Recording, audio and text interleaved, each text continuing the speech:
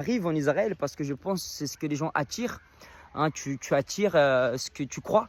Et je le dis souvent, tu auras toujours ce que ton cœur croit. Et moi, je crois toujours que le Seigneur me protège. Je crois toujours que la bonté de Dieu me procède. Je crois toujours que la gloire de Dieu se manifeste. C'est pour ça de l'importance de croire correctement et non religieusement. D'accord?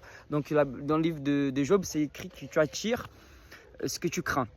Et moi, je crains la bonté de Dieu. Moi, je crains la faveur de Dieu. Moi, je crains la puissance de Dieu. Moi, je crains l'abondance de Dieu en Jésus-Christ de Nazareth.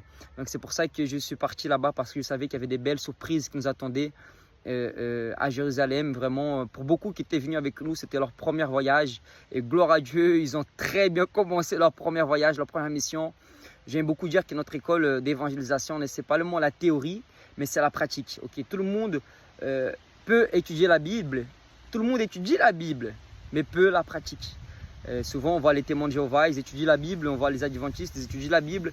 On voit les musulmans, ils étudient la Bible.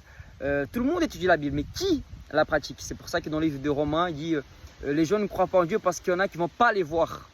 Beaucoup ne croient pas en Dieu parce qu'il n'y en a pas qui prêchent. Mais nous sommes appelés à non seulement annoncer, mais à démontrer la parole de Dieu. C'est pour ça que nous sommes partis en Jérusalem, en Israël, pour annoncer la parole de Dieu. Victor, je ne sais pas si je dois voyager, je ne sais pas si je dois faire des missions. Bah, tu ne crois pas à la Bible, parce que la Bible, elle dit aller dans les nations, annoncer l'évangile, soyez témoins à Jérusalem, dans les Judées, jusqu'aux quatre coins de la terre. Donc c'est un commandement, c'est un ordre que Dieu a donné de annoncer l'évangile dans les nations. Je bénis le Seigneur qu'il a mis ça dans mon cœur et que j'ai pu activer ces 10 personnes qui sont venues avec nous par la grâce du Seigneur, qui ont marché dans la parole de Dieu, qui ont vécu des moments extraordinaires comme une conversion d'un juif orthodoxe.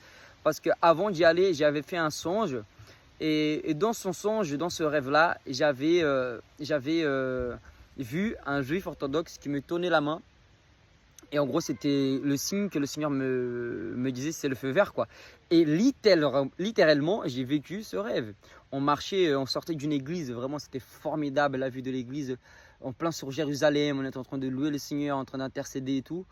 Et arrivé donc sur le chemin pour aller au tombeau, avant d'arriver au tombeau, il y avait quelqu'un qui a traversé la rue qui est venu nous voir. Et cette personne, c'était un juif orthodoxe. Et à la même occasion, j'ai pu l'évangéliser en hébreu.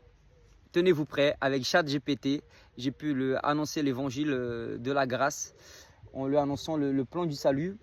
Et du coup, cette personne elle a été touchée et il a accepté Jésus. Donc, j'ai utilisé des versets comme Ésaïe 53. J'ai parlé du retour de Jésus, du sacrifice de Jésus. Et lui, il a été touché, il a accepté Jésus, il a fait la prière avec nous. C'était vraiment incroyable.